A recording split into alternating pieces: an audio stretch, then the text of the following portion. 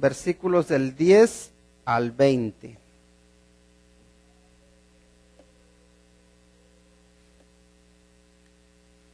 Efesios capítulo 6, versículos del 10 al 20.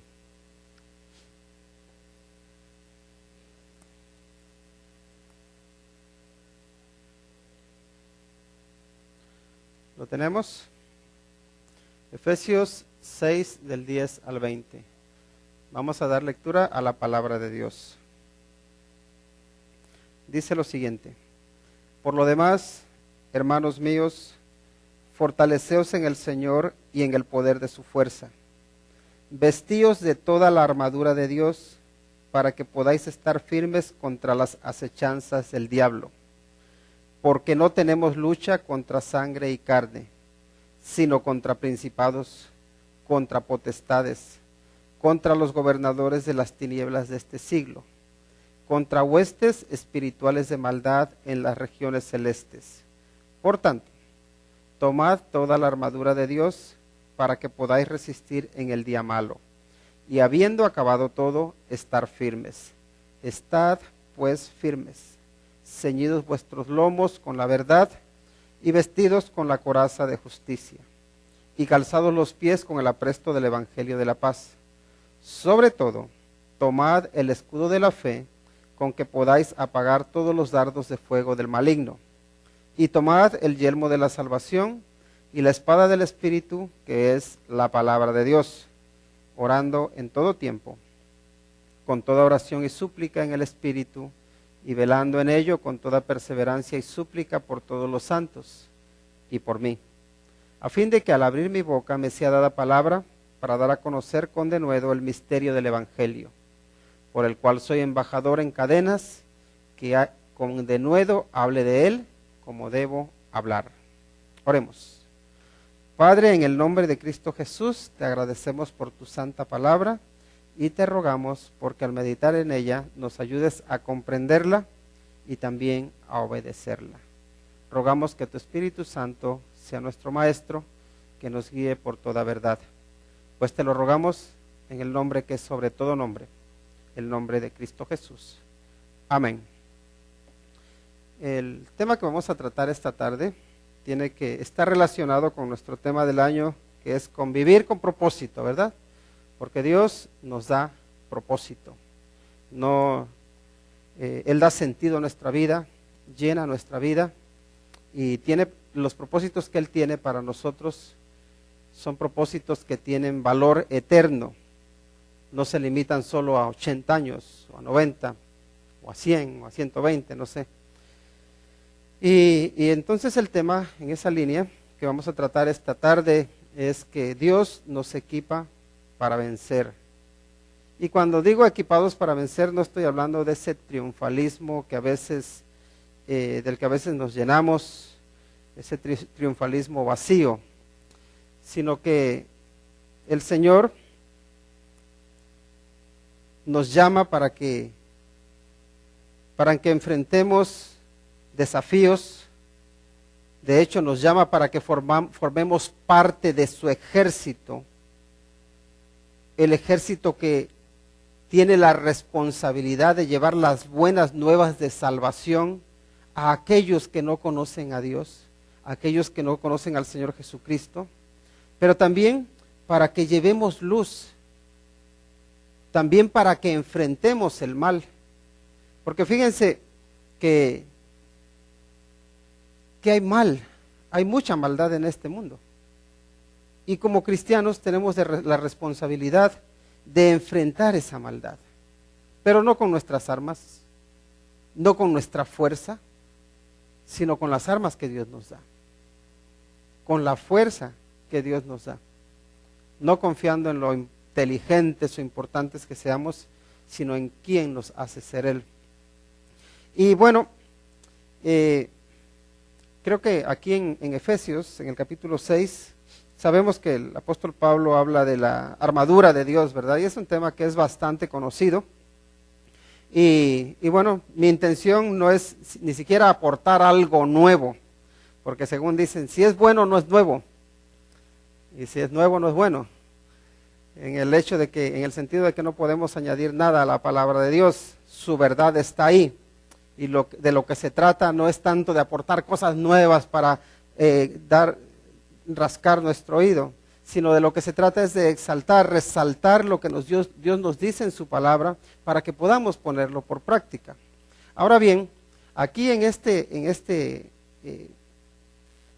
pasaje, primero nos encontramos con que la fuente de nuestra fuerza está en el poder de Dios. Miren lo que dice aquí el apóstol Pablo, y tengamos en cuenta que él ha estado instruyendo sobre distintos temas que tiene que ver primero con andar como hijos de luz, con someternos los unos a los otros, luego también con cómo nos debemos comportar en el hogar, los padres con los hijos con los padres, el marido con la esposa con el esposo. Ha venido hablando de todas estas cuestiones que son importantes para que sepamos tratarnos los unos a los otros. Ahora bien, aquí cuando dice, por lo demás, hermanos míos, fortaleceos en el Señor y en el poder de su fuerza. Fíjense que él entiende que a quienes está escribiendo son hermanos, dice, y son hermanos suyos. Dice, por lo demás, hermanos míos, hay algo que les quiero encomendar y que les quiero mandar, y es esto, que se fortalezcan en el Señor. Es necesario fortalecernos en el Señor, y también dice, en el poder de su fuerza. No está diciendo fortalécete en ti, en tu egoísmo, en tu persona. Dice fortalécete en el Señor y en el poder de su fuerza. Y aquí lo que entendemos es que, miren, el poder para vencer el mal no está en mi carne, no está en las muchas habilidades que yo tenga por mí solo, está en mi dependencia de Dios. Si tú dependes del Señor, Él es el que te capacita, Él es el que te fortalece. Así que primero, hay que reconocer que la fuente de nuestra fuerza está en el poder de Dios. De ahí es donde viene nuestra fuerza, especialmente cuando sentimos que no podemos. Cada uno de nosotros, por muy fuertes que seamos, enfrentamos o llegamos a momentos en los cuales no podemos, en los que decimos, Señor, yo no puedo más. No sé si a ti te ha sucedido, pero casi es seguro que llegará un momento en tu vida en que te des cuenta que no puedes, en el que vas a decir, Señor, no puedo ya, he llegado al límite de mis fuerzas, no sé qué hacer. Pero ¿saben qué? Ahí está también el Señor diciendo, bástate mi gracia, porque mi poder se perfecciona en la debilidad. Así es que sí, hay que fortalecernos, pero en el Señor y en el poder de su fuerza, y nunca olvidarnos que la fuente de nuestro poder es Él. Ahí es donde tenemos que alimentarnos. Y de hecho preguntaba esta semana a un amigo, le digo, bueno, ¿tú cómo te fortaleces espiritualmente? Porque físicamente sabemos cómo fortalecernos, ¿no?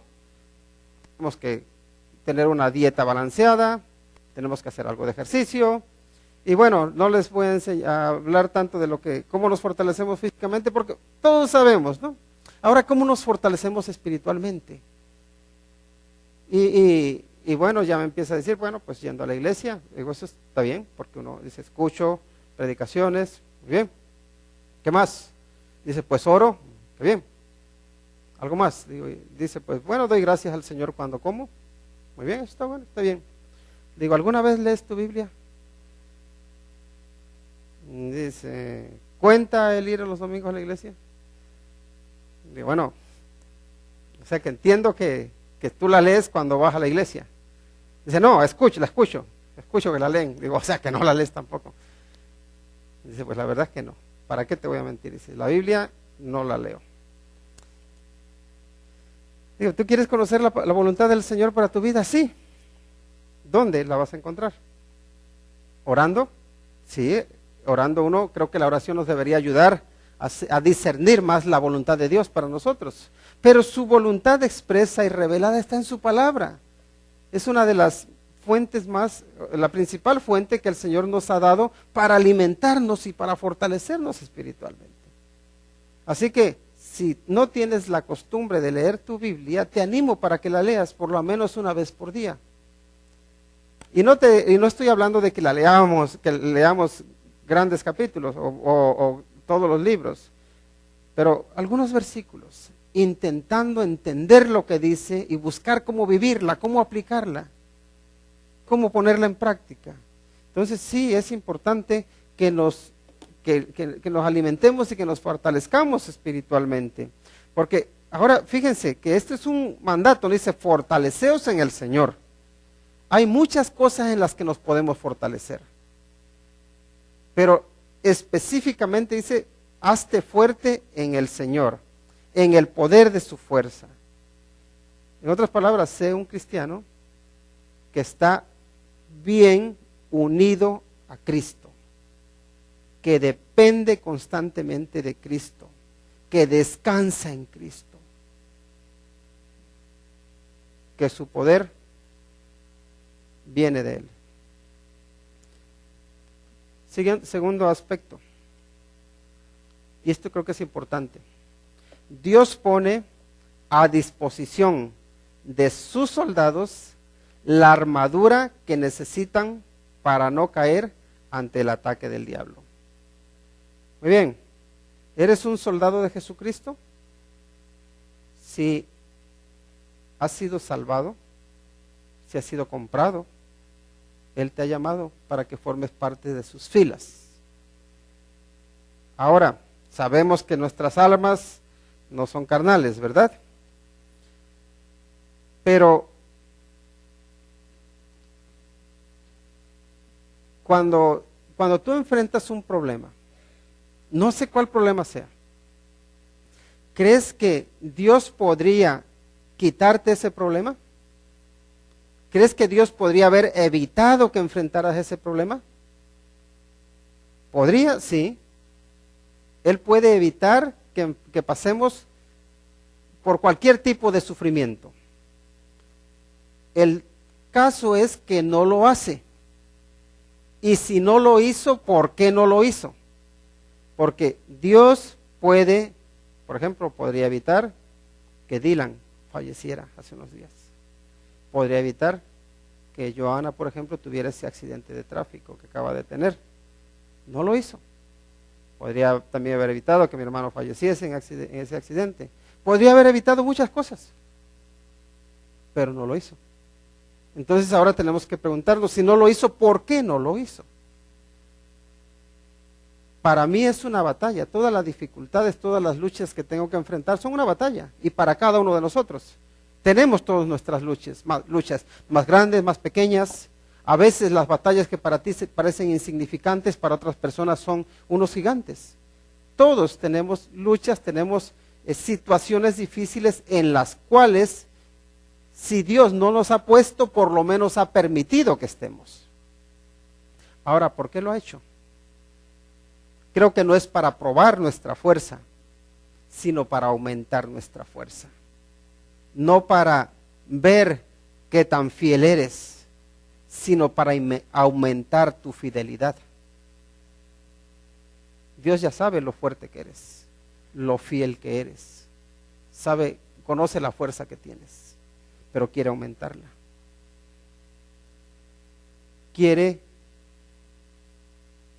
formar en nosotros a Cristo Jesús. Y esto es este era, podemos decir, el objetivo que tenía el apóstol Pablo. Él se esforzaba, dice, porque quiero ver formado en vosotros a Cristo Jesús. Entonces, el propósito por el cual el Señor nos permite que luchemos, que pasemos por batallas, es para fortalecernos, para hacernos cristianos más fuertes. Ahora bien, Él nos capacita para poder vencer. Si te da la prueba, te da las herramientas necesarias para vencer. La pregunta es, ¿utilizo las herramientas que Dios me da para vencer? Muchas veces no las utilizo. Muchas veces no me pongo la armadura de Dios para mantenerme firme. Al contrario, estoy totalmente desprotegido. Soy como un guerrero sin armas. Soy como un guerrero sin su casco, sin su protección, sin su escudo. Entonces me convierto en presa fácil del enemigo y eso es lo que me hace caer, porque no estoy preparado para luchar. ¿Significa que Dios no me dio las herramientas? Sí, Dios me dio las herramientas, pero yo no me las he querido poner. Así es que Dios pone, fíjense, a disposición de sus soldados la armadura que necesitan para no caer ante el ataque del diablo. Lo que necesitas para no caer, Dios te lo facilita. Te da las herramientas para que no caigas, para que te mantengas firme. Ahora, hay otro punto que también es importante. Hay un momento, o más bien hay una batalla, una lucha que todos vamos a perder. Hay una lucha que todos vamos a perder, en la cual vamos a ser derrotados, por lo menos físicamente hablando. Es cuando morimos. Todos nosotros en un momento vamos a morir, con un 100% de seguridad. Hasta ahora nadie se ha escapado de la muerte, a excepción del Señor Jesucristo y aquellos a los cuales Él resucitó. Ahora bien, esa muerte físicamente podríamos decir que es una derrota, pero en Cristo es una victoria. ¿Por qué? Porque espiritualmente vivimos.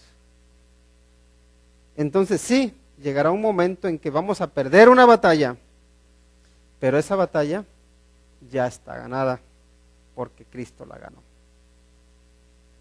Así que podemos vivir confiados, podemos vivir esperanzados, porque claro, me van a decir, bueno, ¿qué pasa con las personas que fallecen?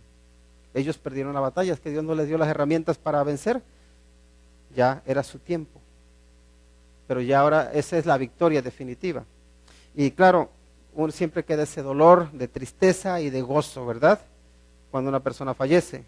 Y cuando uno ve, por ejemplo, a los padres que se le muere un hijo, pues vemos que hay mucho dolor, hay mucha tristeza. O cualquier persona que si fallece un ser querido, hay mucho sufrimiento, hay mucho dolor.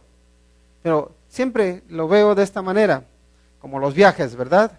Cuando uno sale de un lugar, se despide de sus seres queridos, con mucha tristeza, pero igual que hay gente que se está despidiendo de ti y está llorando y está triste, allí donde tú llegas hay gente que te recibe con los brazos abiertos y te dice, gusto en verte, te estaba esperando. Y hay celebración y hay gozo, ¿no?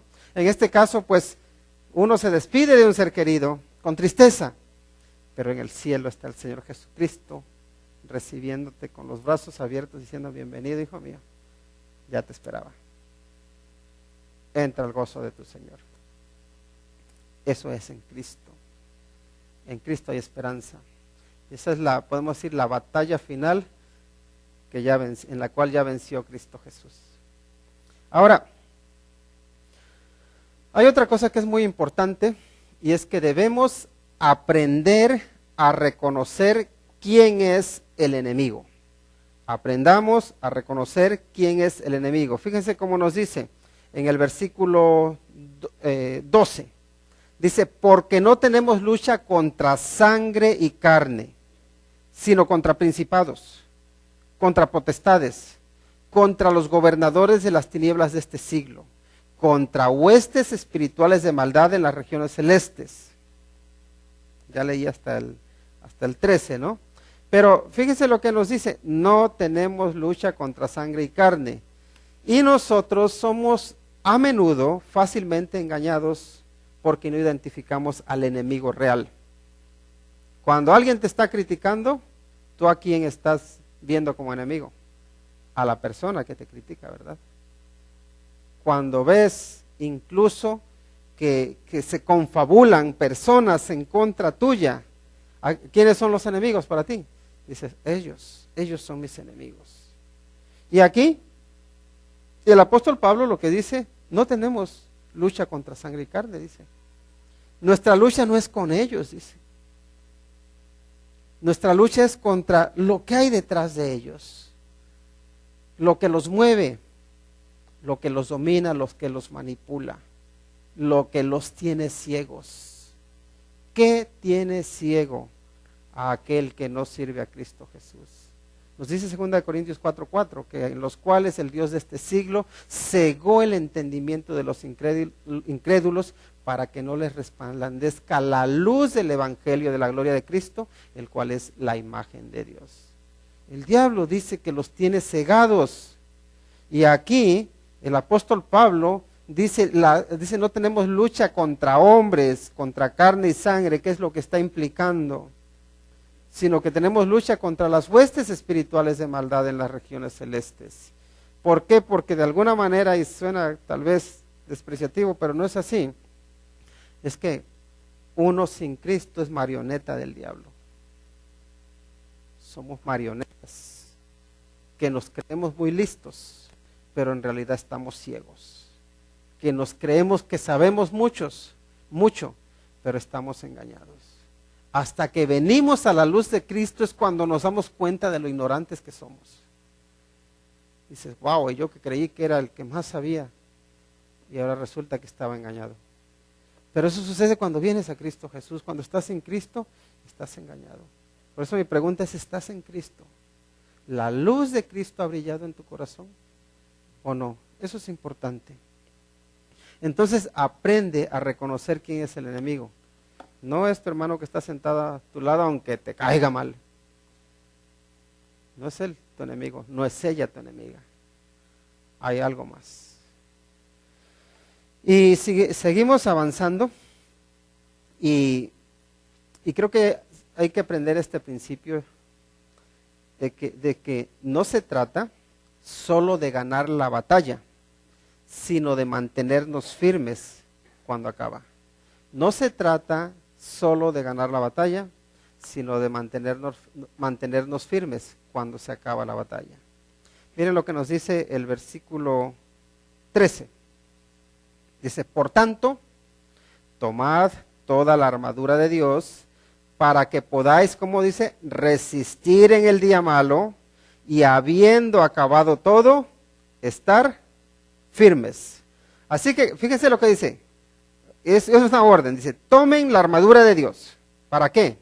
Para que puedan resistir en el día malo. Es decir, cuando venga la prueba, cuando venga el ataque, cuando sientas que no puedes, porque estás bien armado con la armadura que Dios te dio, que puedas resistir, que puedas aguantar. ¿Por qué? Porque ¿qué es lo que va a hacer el diablo?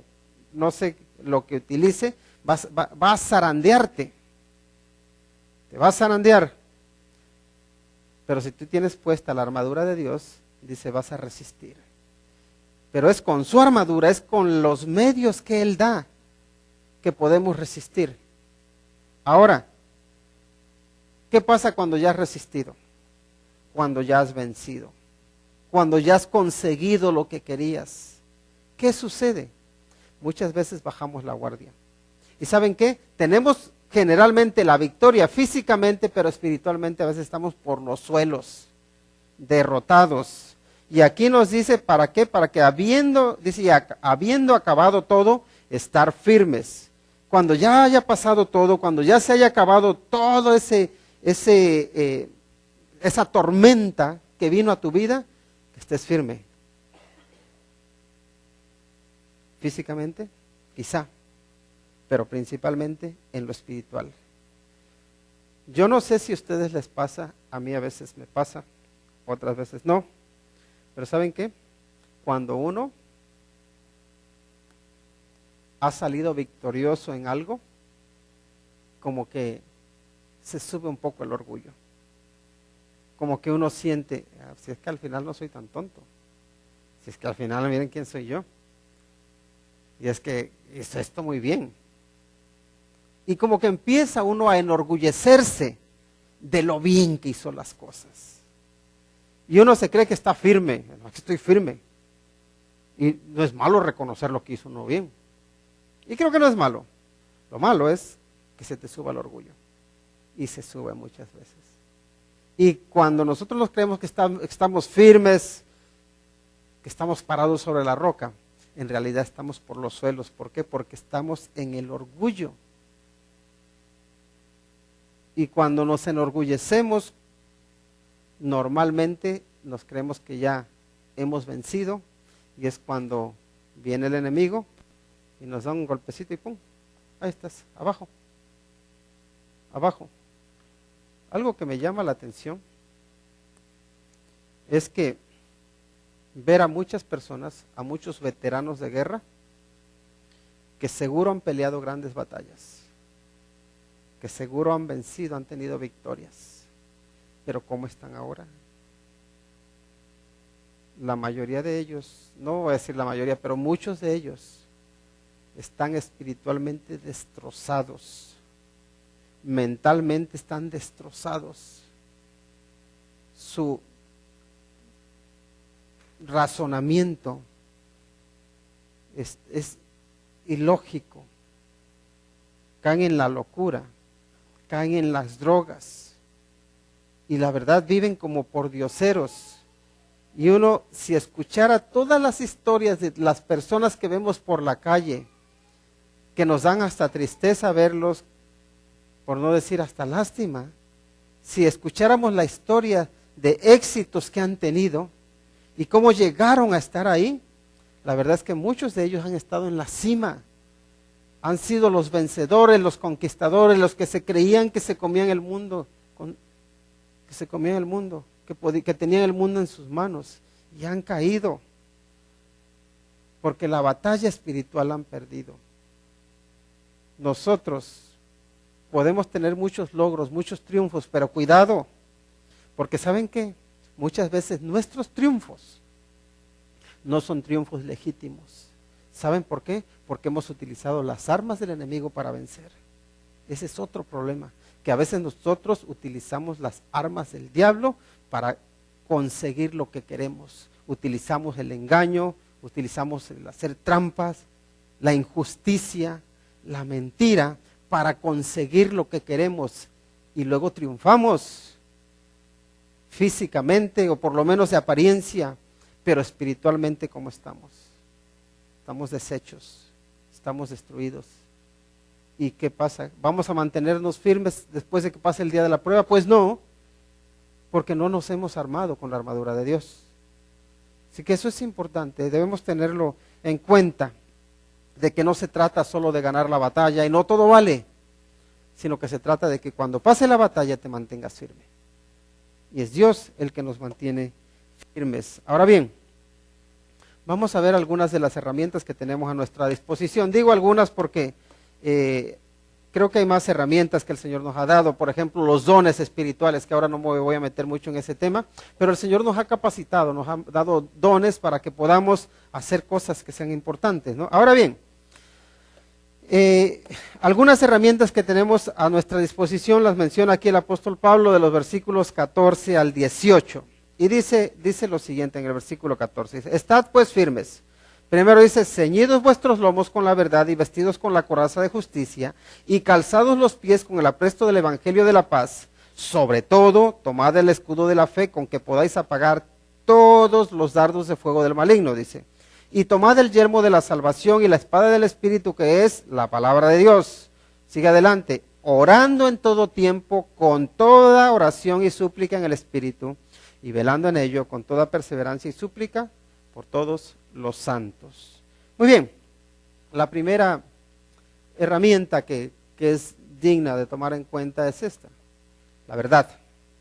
Como dice, ceñidos los lomos con la verdad. ¿Qué hace la verdad? La verdad, lo primero que hace en ti es darte libertad. La mentira lo que hace es atraparte. Y la mentira se puede convertir como en una telaraña, ¿verdad? Que te atrapa, y tú, para que no te descubran, echas otra mentira, y para que no te descubran esa, echas otra, y ahí te vas enredando hasta que no sabes cómo escapar de la mentira. Ahora, cuando tenemos la verdad, entonces podemos ir libremente. No tenemos que ir con astucia o con subterfugios para poder salir adelante. porque la verdad es solo una. Y cuando vives en la verdad, estás libre. Y me gusta aquí la analogía que utiliza, ¿verdad? Porque dice ceñidos los lomos con la verdad. Y ya saben que los hombres de la época del apóstol Pablo, también del Señor Jesucristo, ellos cuando se ceñían, pues ellos lo que hacían era levantarse las faldas, las ataban aquí y se ceñían los lomos, ¿verdad? Y se ataban de tal manera que las faldas no les estorbasen. Si tenían que enfrentar al enemigo, podían mover sus piernas libremente. Si tenían que correr, que a veces hace falta correr, ¿verdad? Pues también podían correr libremente. Por cierto, por si alguien les critica que no se visten como corresponde, hay que tener en cuenta que los hombres usaban falda. Si te dicen a ti como mujer, oye, ¿por qué usas pantalón? Pregúntale a un hombre, ¿y tú por qué no usas falda? Quizá sirva un poquito, porque eso es lo que utilizaba el Señor Jesús, ¿no? ¿Usaba falda? Wow. Pero esa era la vestimenta de los hombres en esa época. Lo digo porque a veces nosotros somos muy, muy dados a criticar lo que se pone, lo que no se pone la gente, utilizando el contexto cultural que tenemos hoy en día, sin pensar en que la cultura cambia y que muchas veces lo que nosotros vemos como normal en otra época no era tan normal, ¿no? Pero a lo que voy, al hecho de que la verdad te da libertad de movimiento. La verdad te da libertad para hablar. La verdad te hace libre, es lo que dijo el Señor Jesucristo. Dice, conoceréis la verdad y la verdad os hará libres. Porque qué triste es vivir uno bajo el engaño. Y creo que cada uno de nosotros vivimos siguiendo mentiras. Todavía después de conocer al Señor Jesucristo, seguimos mentiras. Mentiras que nuestra sociedad nos ha impuesto. Mentiras que nosotros nos hemos fabricado. Mentiras que nos hemos creído. Cada uno de nosotros. Y por eso, y una de las razones por las que me gusta leer la Biblia y estudiarla, es porque de cuando en cuando me encuentro algo y digo, y yo creí que era diferente. Yo no pensaba que esto fuera así. Y ya eso como que me ilumina, como que me abre los ojos y digo, oh, esta es la verdad. Ahora, la verdad tiene que estar siempre acompañada de la gracia, de la misericordia. Porque nosotros muchas veces con la verdad, sin la misericordia, nos convertimos en jueces. Nos convertimos en personas orgullosas, que nos creemos que estamos por encima de los otros. Y uno de los problemas que he visto a la hora de evangelizar o de compartirle a alguien que no conoce al Señor, ¿saben cuál es uno de los problemas que creo que a veces en los cuales caemos? Es que a veces decimos, pues yo antes estaba como tú. Yo también era así como tú. ¿Y qué le estás diciendo a esa persona? Yo ya estoy en otro nivel superior. ¿Quién eres tú para contradecirme? Y a veces somos hasta condescendientes. Sí, te entiendo, porque yo era así. Y eso a las personas les dicen, ¿y este que se cree que es más que yo? ¿Se cree que es mejor que yo? ¿Que es más listo que yo? Entonces cuidado con la forma en que nos expresamos, porque no nos creamos que sabemos más que los demás o que somos mejores que los demás. Es por la gracia del Señor. Hace falta ser misericordiosos. La verdad tiene que estar siempre equilibrada con la gracia, con la misericordia. Y bueno, ahora vamos a llegar al terreno, a la parte de la justicia. Ahora nos dice en la siguiente palabra, que también debemos estar vestidos con la coraza de justicia. Y ya sabemos que está hablando de la armadura que utilizaban los soldados, ¿verdad? La coraza, si hemos visto las películas esas de las batallas, de cómo peleaban antes o cómo se vestían los soldados, pues se ponían una coraza, ¿verdad?, que les protegía de los golpes. Entonces aquí dice que nos vistamos con la coraza de la justicia. En otras palabras, la justicia es una protección para ti. La justicia nos protege. ¿Qué es la justicia? La justicia es tratar a cada cual con equidad, ¿verdad?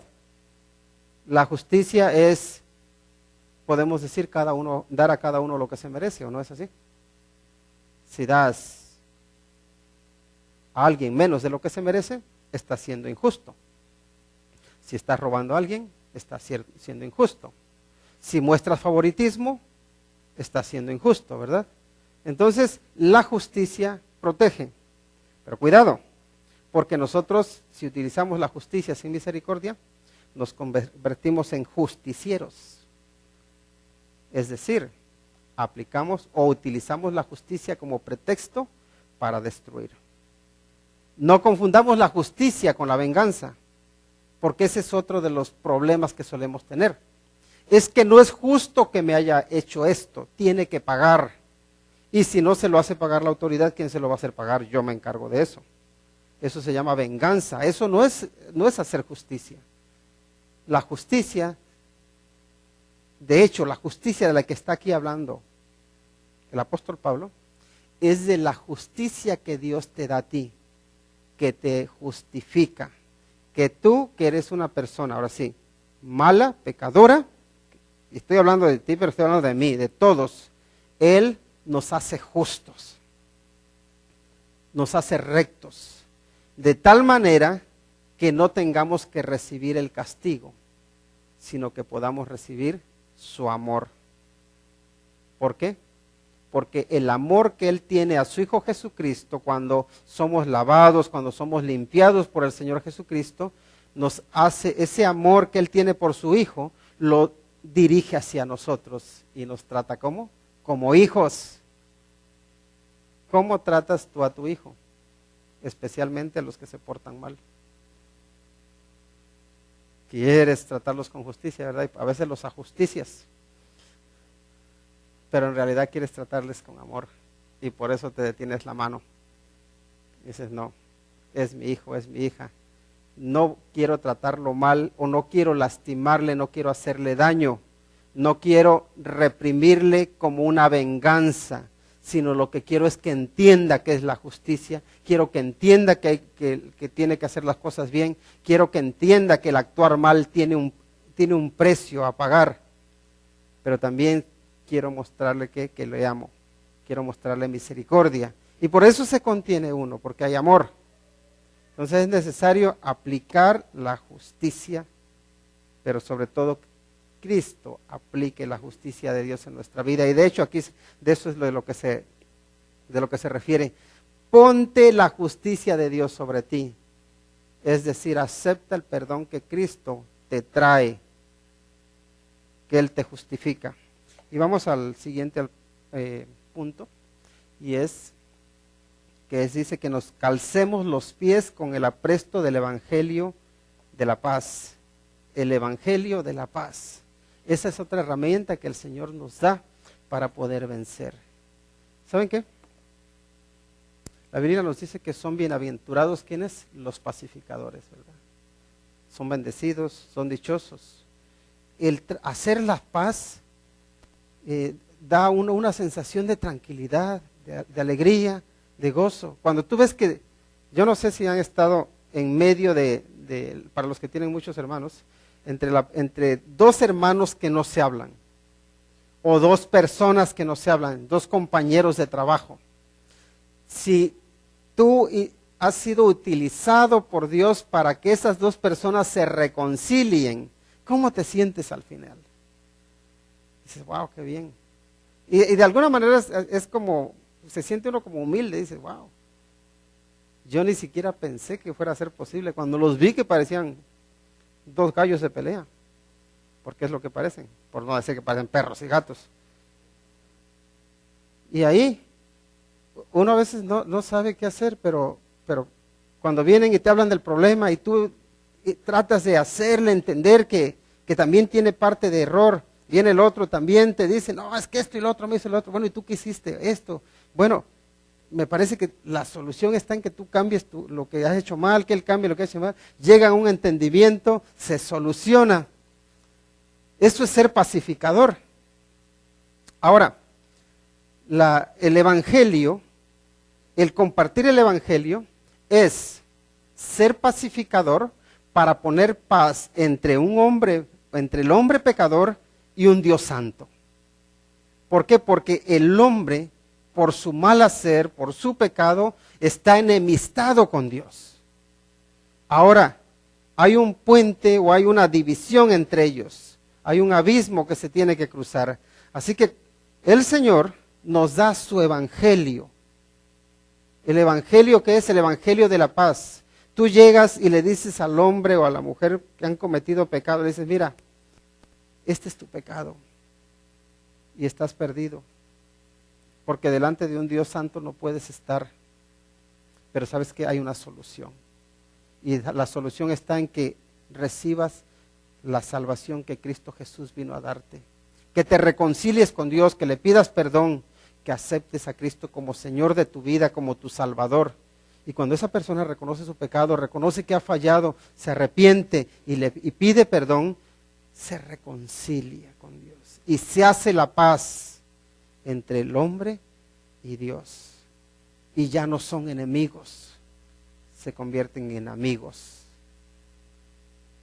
A eso nos llamó al Señor, nos dio esa herramienta que es el evangelio de la paz.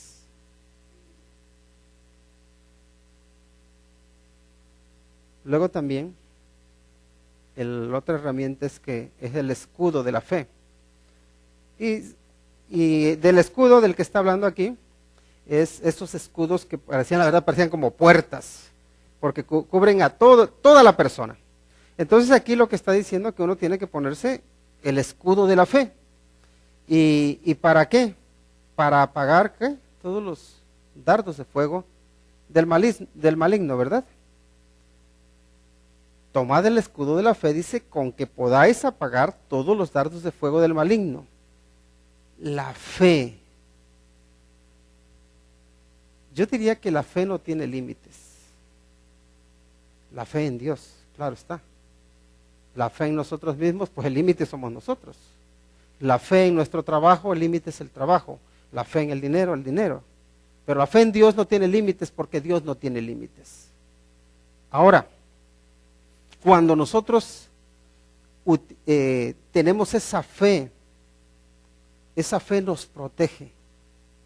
Nos protege cuando recibimos una mala noticia. Porque tu fe, porque tu confianza en Dios te hace ver no solo la noticia, no solo el mal que sucede, sino que te hace ver que hay más allá de lo que está sucediendo. Que Dios tiene propósitos para eso. Porque te hace ver a Dios. Porque te hace descansar en Dios. ¿Cuántas personas no has escuchado que dicen, yo creo que Dios ya se olvidó de mí? ¿Cuántas personas no se alejan o se alejan de Dios porque su fe no les alcanza, porque no confían, porque no creen que Dios esté a su lado? Y de hecho, a veces uno lo dice nada más de labios para afuera. No, sí, yo confío en Dios. ¿Realmente confías en Dios? ¿Y por qué traes esa desesperación en tu cuerpo, en tus ojos? ¿Por qué traes esa desconfianza? ¿Por qué crees o por qué parece que ya el mundo se te acabó si tienes fe? La fe nos ayuda a apagar los dardos de fuego del maligno. ¿Cuáles son los dardos de fuego que lanza el maligno sobre nosotros? ¿Cuáles son? Las dudas, ¿verdad? Las mentiras. Cuando nosotros creemos una mentira, cuando nosotros estamos en el error, la verdad es que nuestra fe se viene abajo, nuestra confianza en Dios. Pero cuando tú confías en la verdad, cuando tu fe está bien fundada en el Señor, puede venirte un terremoto, te puede venir cualquier problema, pero lo enfrentas con esperanza, con confianza, porque sabes que Dios está en control. Luego también nos habla del yelmo de la salvación. Si eres salvo, ¿a qué vas a temer? Siempre me viene a la mente Lázaro, cuando lo amenazaban. si sigues hablando de que el Señor Jesucristo te resucitó, te vamos a matar. Querían callar a alguien que había experimentado el poder de aquel que da vida. Si tú eres salvo, ¿a qué le vas a temer? Si sabes que aquí estás de paso, sabemos que estamos aquí de paso, y la salvación está en tu cuerpo, que eres salvo, que no importa lo que te suceda aquí en esta vida, que vas al cielo, eso te da confianza, eso te da seguridad, te hace estar confiado, no temer, no vivir pendiente de lo que está sucediendo en el mundo, porque estoy atemorizado. Sí, hay que saber de lo que está pasando en el mundo, hay que estar informado, pero no para vivir con miedo, sino para ver de alguna manera cómo está obrando Dios, cómo me querrá utilizar aquí Dios en este tiempo, ¿no? Pero la salvación. Y lo siguiente es la palabra o la espada del Espíritu, que es la palabra de Dios.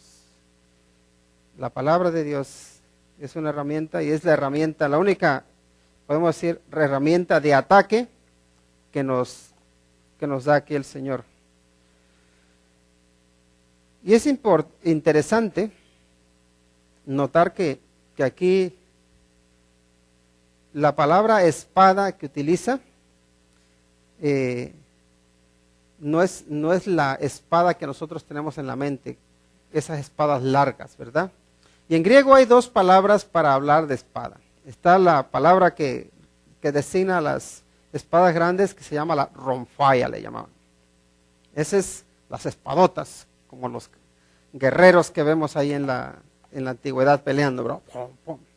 Pero luego está otra palabra que designa lo que sería un puñal, lo que sería un cuchillo, y se llama el macairas o macairo. Ese es para hablar de, más bien una daga, de esos cuchillos que no son tanto para dar golpes, sino que son para ir certero al lugar que tú quieres, para cortar aquí en cosas más específicas, más cerca, con más precisión. Entonces esa es la palabra que utiliza, la macairos, que se puede traducir como daga o puñal. Y ya saben que también para la palabra de Dios hay dos palabras que se utilizan en griego. Está la que es el logos, pero también luego está la otra palabra que se llama rema. Y aquí, fíjense que utiliza la palabra rema. Y los remas son como las palabras habladas, las palabras que pronuncias. Entonces, aquí cuando nos está diciendo que tenemos la espada del Espíritu, que es la palabra de Dios, lo que nos está diciendo es que Dios habla a través de ti. Ahora sí, por supuesto, cuando estás citando su palabra, cuando estás utilizando su palabra, y tus palabras son como cuchillos, como dagas certeras que van al lugar preciso, que atacan a la necesidad o al problema preciso. Y allí obra, y ahí se produce transformación. Porque esos remas de los que habla son palabra hablada que transforma, palabra hablada que tiene poder.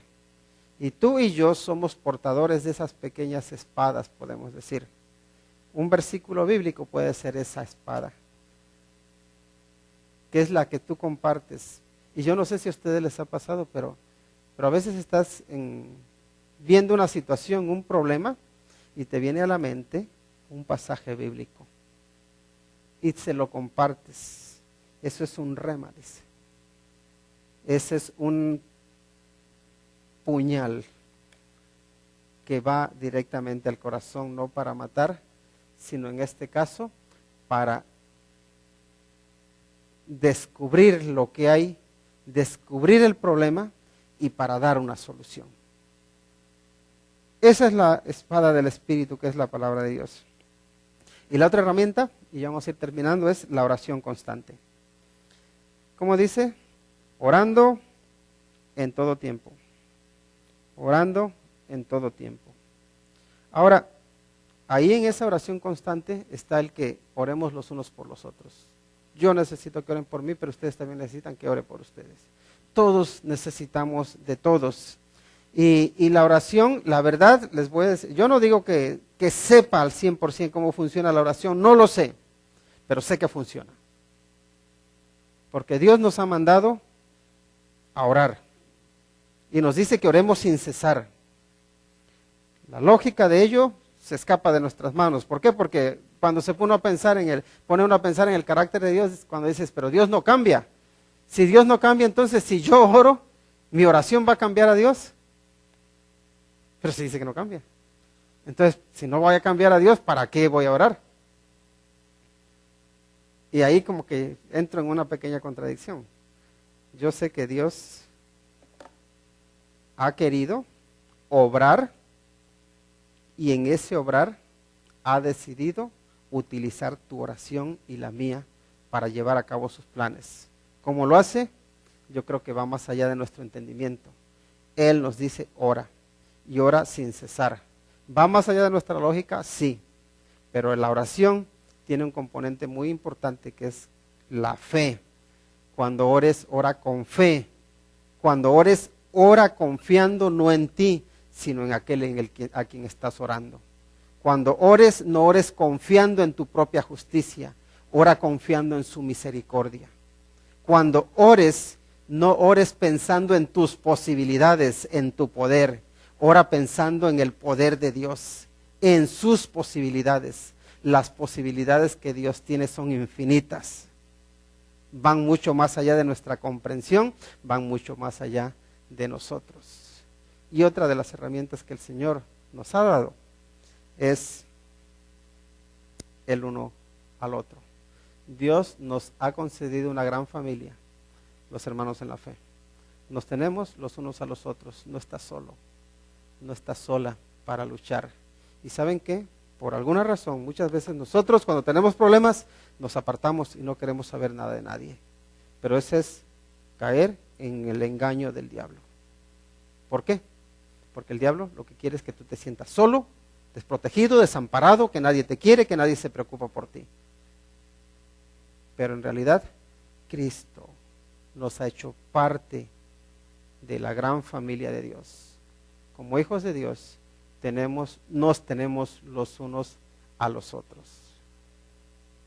Dijo el apóstol Pablo, dice, el versículo 19 dice, y por mí, o sea, oren por mí, dice, a fin de que al abrir mi boca me sea dada palabra para dar a conocer con denuedo el misterio del evangelio, dice, por el cual soy embajador en cadenas, que con el denuedo hable de él como debo hablar. Somos o seremos eficaces llevando el evangelio de la paz si contamos los unos con los otros. Todos somos partes de un mismo cuerpo. Los misioneros que van a compartir fuera necesitan de tu oración. Los compañeros o los hermanos que se van a su trabajo necesitan de tu oración. Los hermanos o hermanas que se quedan en su casa necesitan de tu oración. Todos necesitamos estar orando los unos por los otros. Somos herramientas que Dios nos haya dado para ayudarnos los unos a los otros. No se nos olvide. Oremos. Padre, en el nombre de Cristo Jesús te damos las gracias, porque tú nos equipas y nos equipas para vencer, porque en Cristo somos más que vencedores. Ayúdanos, Señor, a vivir en la victoria que Cristo Jesús nos ha dado, pero no en ese triunfalismo engañoso, en el que uno luego no reconoce sus debilidades, sino que, Señor, podamos vivir en la victoria que nos lleva a reconocer nuestra debilidad y a reconocer el poder que está a nuestro alcance, que es en Cristo Jesús.